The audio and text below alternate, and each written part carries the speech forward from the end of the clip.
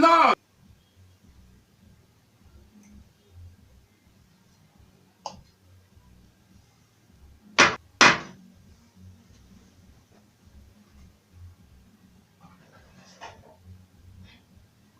Is it funny? No, it's not funny. Is it funny? No, it's not funny.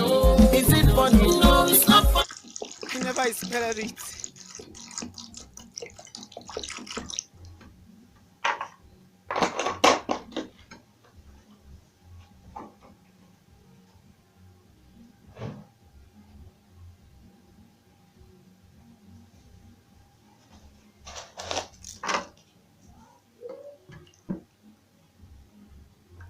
Somebody that went to school.